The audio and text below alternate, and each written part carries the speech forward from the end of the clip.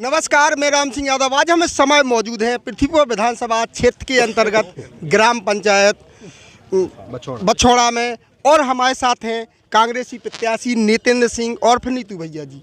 तो आइए हम उनसे बात कर लेते हैं। सबसे पहले नीतू भैया, आपका चैनल में बहुत बहुत स्वागत है। बहुत बहुत धन्यवाद आपका। आपने क्षेत्र में जगह जगह भ्रमण किया है, जनता से मिले हैं, जनता से आपको क्या मैसेज मिला है?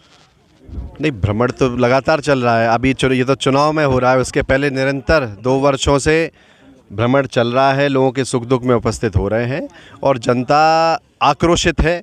भारतीय जनता पार्टी ने 18 साल में जिस तरह से इनका हनन किया है, जिस तरह से लूटा है, जिस तरह से नौजवानों को रोज़गार के धोखे से, रोज़गार के झूठे वादे करके इनके साथ छलावा किया है।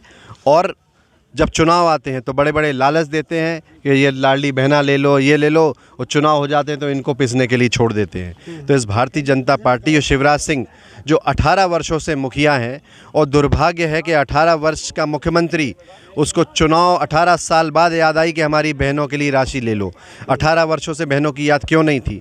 ये चिंता का विषय हमारे प्रदेश के लिए और भारतीय जनता पार्टी के लिए है। इसलिए मुझे विश्वास है कि जनता का जो आक्रोश है इस बार पूरा निकलेगा। भारतीय जनता पार्टी का सूपड़ा साफ होगा और इसी 17 नवंबर को ये लोग हाथ के पंजे का बटन दबा के इस भारतीय जनता पार्टी को हराने का काम सब लोग करेंगे। जैसे एक और आप हो और एक और बीजेपी की लाखों योजनाएं हैं, आप इनको किस प्रकार पराजित कर पाएंगे? देखिए, बीजेपी की लाखों योजनाएं हैं, लेकिन वो योजनाएं कितनी जनता को मिल रही हैं? कागज़ों पे तो 1 करोड़ योजनाएं होंगी, पोस्टर्स में बहुत बड़ी बड़ी योजनाएं हैं, लेकिन जनता आज भी तहसील और थाने में चक्कर काटती, बिना पैसे के इनके काम नहीं होते। तिराहे चौराहे पे भ्रष्टाचार मचा हुआ है, तो किस बात की योजना जब जनता को लाभ नहीं मिले? आज बड़ी बड़ी बातें करते हैं और बिजली गांव-गांव में है नहीं, तो किस बात की योजना है? बड़ी बड़ी बातें करते हैं शिक्षा के ऊपर, बच्चे पढ़ नहीं पा रहे और लोग ध्यान नहीं रखते, तो किस बात की योजना है? ये काम होता है जनप्रतिनिधि का, और अगर जनप्रतिनिधि नाकार है और मक्कार है तो बड़ी बड़ी योजनाएं फेल हो जाती हैं। मैं आपके चैनल के माध्यम से कहना चाहता हूं कि भारतीय जनता पार्टी के जो नेता हैं, इन सब के बीच में कहना चाहता हूं कि 2 वर्ष उनको विधायक बने हो गए। बताइए कितनी बार आपने विधानसभा में सुना कि उनने आपकी आवाज़ को उठाया कि बिजली नहीं है, पानी? क्या एक बार भी बोले हो विधानसभा में? मेरे स्वर्गीय पिताजी भी विधायक थे और सरकार नहीं थी उनकी, उसके बावजूद भी वो विधानसभा में आवाज़ उठाते थे कि हमारे क्षेत्र में पानी की समस्या है, बिजली की समस्या है। लेकिन भाजपा के विधायक ने एक बार भी कोई आवाज़ विधानसभा में नहीं उठाई। अगर उठाई हो तो बता दो, वीडियो पे, ऑडियो पे कहीं चली हो। इसलिए जब जनप्रतिनिधि बेकार है तो योजना कभी काम नहीं आ सकती। जनप्रतिनिधि अगर लायक है तो कोई भी योजना हो उसका लाभ जनता को मिल सकता है। मुझे विश्वास है कि इन सब का आशीर्वाद नितेंद्र सिंह राठौर के साथ होगा, तो जनप्रतिनिधि काम करके दिखाएगा, क्योंकि मैं इनके परिवार का हूँ, इनके घर का हूँ, इनका बेटा हूँ। और दूसरी तरफ भाजपा के जो नेता हैं वो उत्तर प्रदेश के नेता हैं, वो एक पार्टी के नहीं हो पाए तो इनके क्या होंगे?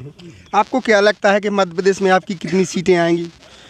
मुझे पूरा विश्वास है कि इस बार मध्य प्रदेश में कांग्रेस की 150 के ऊपर सीटें आएंगी और प्रचंड बहुमत के साथ सरकार बनेगी।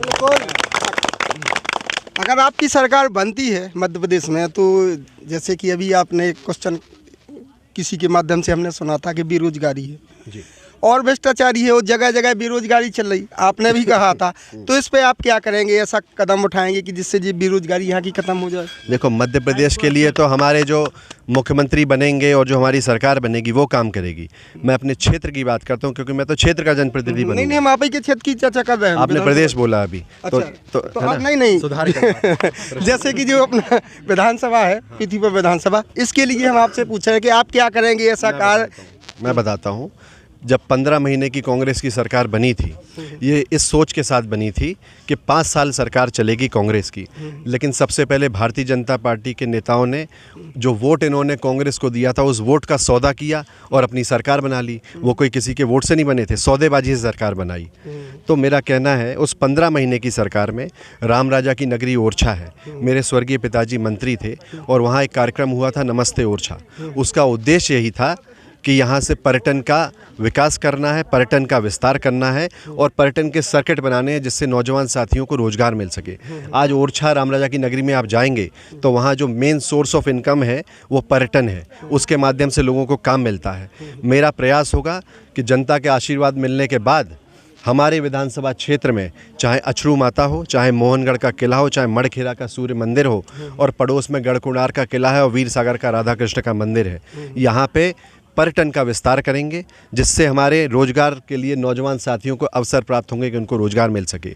उसके साथ साथ दूसरा जवाब मैं आपका देता हूं कि हमारे गांव है जेर, और वहाँ पे जेर औद्योगिक केंद्र अभी शिवराज सिंह जी फीता काट के गए, शिलान्यास करके गए हैं, लेकिन उसकी नींव, उसका प्रयास, उसके लिए मेहनत मेरे स्वर्गीय पिताजी ने की थी। उसका लेटर मेरे पास रखा है स्वीकृति का, आपको मन होगा तो दिखा दूंगा मैं आपको। वो प्रयास, अरे पूरा जवाब सुन लो, वो इसलिए किया गया था कि वहाँ पे कृषि से आधारित कोई उद्योग लाया जाए, बड़े बड़े उद्योग लाए जाएँ, जिससे हमारे नौजवान साथियों को वहाँ पर काम मिले और हमारे किसान साथी अपनी पैदावार वहीं बेच सके, उनको उसका उचित मूल्य मिले।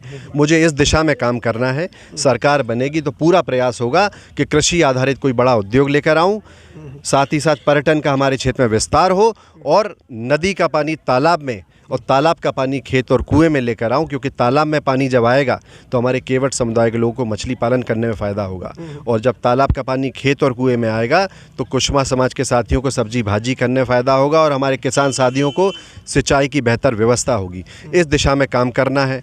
शिक्षा पर जोर देना है। माननीय कमलनाथ जी ने कहा है कि हमारे जो बेटा बेटी पढ़ने जाते हैं, 1ली से 8वीं कक्षा के लिए 500 रुपये प्रति छात्र हर महीना, और 9वीं 10वीं के छात्रों को 1000 रुपये प्रति महीना, और 11वीं 12वीं के छात्रों को 1500 रुपये प्रति महीना दिए जाएंगे। ये इसलिए है कि हमारे जो लोगों हैं उनको पढ़ाई का खर्च थोड़ा कम हो, और उसके साथ साथ शिक्षा की तरफ जोर ज़्यादा दिया जाए, शिक्षा पे बढ़ावा ज़्यादा दिया जाए। इस दिशा में काम करना है। आप विश्वास रखिए, कांग्रेस पार्टी गरीबों की और मध्यम वर्गीयों की पार्टी है। सरकार बनेगी तो इनके लिए अच्छे से अच्छा काम करके हम सब दिखाएंगे। इस बार ऐसा तो नहीं है जैसी पिछली बार अपनी सरकार बनी थी, एक विधायक जी हैं वो अपनी पार्टी से अलग हो गए थे, तो इस बार ऐसा तो नहीं है कोई विधायक के पैसे अलग हो जाए? कौन नाम बताएं? जैसे कि अभी ग्वालियर क्षेत्र से थे वे, क्या नाम है, जानकारी दुरुस्त करो, नाम तो बताओ। कांग्रेस से थे वो सिंधिया जी, ज्योतिराज सिंधिया जी, तो पार्टी से अलग हो गए थे। इस बार तो ऐसा कोई विधायक नहीं है। देखिए, कोई गद्दार है तो इसकी तो कोई गारंटी है नहीं, ठीक है। और भारतीय जनता पार्टी, मैं कहता हूँ, बिकने वाला धोखेबाज है, लेकिन खरीदने वाला उससे बड़ा धोखेबाज है। तो मेरा कहना है कि ऐसी पार्टी को बहुमत देना ही नहीं जो खरीद फरोख्त का काम करती है, आपके वोटों को लूटती है। मुझे विश्वास है जनता ऐसे खरीदारों को जो सौदेबाजी करके सरकार गिराते हैं, भाई हमारे यहाँ तो 1 बिक गए या 20 बिक गए, 25 बिक गए, महाराष्ट्र में क्या था, वहाँ क्यों खरीदा, गोवा में क्या हुआ, इसकी जानकारी भी आप दुरुस्त करो। तो ऐसी सरकार का सुपड़ा साफ करो जो जनता के वोटों का हनन करती है, जनता के वोट खरीदने का काम करती है। इसको बिल्कुल ख़त्म कर दो और कांग्रेस पार्टी को लेकर आओ। मुझे विश्वास है कोई खरीदारी नहीं होगी और जनता के हितों का ध्यान रखा जाएगा। हमने जा चुका है, जगह जगह बिजली की व्यवस्था सही है, ट्रांसफार्मर सही है, उनके द्वारा बताया गया, लेकिन हम लोग गए हैं यहाँ से, हमने देखा है। तो इस संबंध में हम आपसे पूछा है कि आप आगे जैसे आपकी सरकार बनती है तो क्या इस पर आप क्या करेंगे? देखो, विकास हुआ है। सबसे पहले गुलाबपुरा में हमारे केवट भाई की हत्या हुई थी, वो विकास हुआ। उसके बाद बिंदारी में केवट भाई की हत्या हुई, वो विकास हुआ। मनिया में अहरवार भाई की मारपीट कर दी गई, वो विकास हुआ, उसका घर जला दिया गया था। अभी ताज़ा घुराना में बहन भाई को पकड़ के मारा गया, वीडियो आपने भी देखा होगा, है मोबाइल ना, वो विकास हुआ। उसके बाद चिकटा में एक अहरवार भाई की मारपीट की गई, वो विकास हुआ। तो विकास के नाम पर अपराधों का विकास हुआ है। और उसके साथ साथ बिजली, गांव-गांव में बिजली नहीं है, मवेशी घूम रहे हैं, गौ माता सड़क पे घूम रही हैं, बजट दिया नहीं जा रहा। गौशालाएं तो कमलनाथ ने बनवाई थी, इनने तो बजट भी नहीं दिया, इसीलिए गौ माताएं सड़क पे हैं, रोज दुर्घटना हो रही। कौन जिम्मेदार है? जिम्मेदार कौन है बताइए? प्रतिनिधि जिम्मेदार है और सरकार जिम्मेदार है।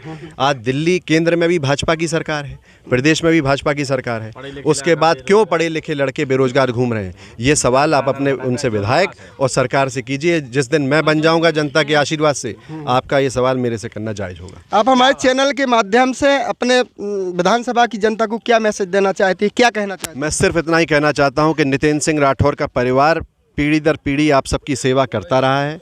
नितिन सिंह राठौर आपके परिवार का बेटा है और हमेशा आपके घर का, आपके परिवार का सदस्य आपका बेटा रहेगा। इसलिए अपने उज्जवल भविष्य के लिए अपने घर के बेटे को जिताकर भेजिए और नदिया पार से आए हुए उत्तर प्रदेश के नेता को उत्तर प्रदेश भेजिए। तो देखिए, भीड़, जबरदस्त भीड़ दिखाई दे रही है आपको। नितिन सिंह के साथ भीड़ भी काफ़ी है और हमने चैनल के माध्यम से आपको घेरा घुमाइए कैमरा, तो देखिए किस प्रकार भीड़ इनके साथ है और जनता का जगह जगह सहयोग मिल रहा है। कैमरामैन संदीप के साथ मैं राम सिंह यादव।